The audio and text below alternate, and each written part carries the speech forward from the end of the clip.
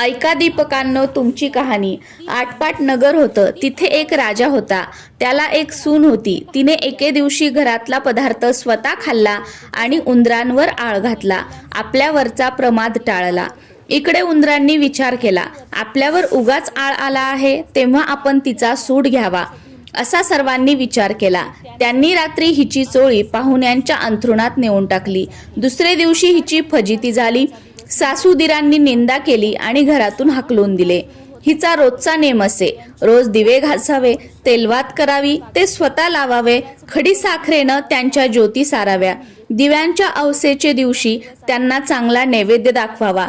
त्याप्रमाणे ही घरातून निघाल्यावर ते सगळं बंद पडलं। पुढे या अमावस्येच्या दिवशी राजा शिकारीहून येत होता। एका झाडाखाली मुक्कामास उतरला। तिथं त्यांच्या दृष्टीस एक चमत्कार पडला। आपले सर्व गावातले दिवे अदृश्य रूप धारण करून एका झाडावर येऊन बसले आहेत। एकमेकांशी गप्पा गोष्टी करत आहेत। कोणाचे दिवे घरी जेवावयास काय केलं, कशी कशी पूजा मिळाली, चौकशी करत होते। सर्वत्रांनी आपापल्या घरी घडलेली हकीकत सांगितली। त्यांच्या मागून राजाच्या घरचा दिवा सांगू लागला, बाबांनो काय सांगू, यंदा माझ्यासारखा हतभागी कोणी नाही। मी दरवर्षी सर्व दिव्यात मुख्य असायचो। माझा थाटमाट जास्त व्हायचा, त्याला यंदा अशा विपत्तीत दिवस काढावे लागत आहेत। इतकं म्हटल्यावर त्याला सर्व दीपकांनी विचारलं, असं काय झालं आहे? मग तो सांगू लागला, मी ह्या गावच्या राजाचा घरचा दिवा आहे। त्याची एक सून होती।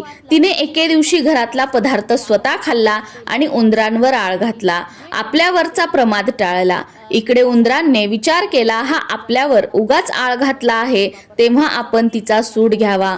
रात्री तिची चोळी पाहुण्यांच्या अंथरुणात नेऊन टाकली। दुसऱ्या दिवशी तिची फजिती झाली।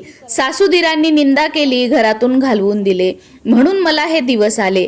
ती दरवर्षी दीप अमावस्येच्या दिवशी माझी मनोभावे पूजा करते। जिथं असेल तिथे खुशाल असो असा आशीर्वाद दिव्याने तिला दिला। घडलेला प्रकार राजाने श्रवण केला। आपल्या सुनेचा अपराध नाही याची खात्री त्याला झाली। तो घरी आला। कोणी प्रत्यक्ष पाहिले आहे का म्हणून चौकशी केली। तिला मेना पाठवून घरी आणली। झाल्या गोष्टीची क्षमा मागितली। साऱ्या घरात मुख्य तयारी दिली। ती सुखानं रामराज्य करू लागली। तर जसा दीपक तिला पावला, तिच्यावरचा आळ टळला, तसा तुमचा आमचा टळो। ही 60 उत्तराची कहाणी 5 उत्तरी सुफळ संपूर्ण। दीप अमावस्येच्या खूप साऱ्या शुभेच्छा। नमस्कार।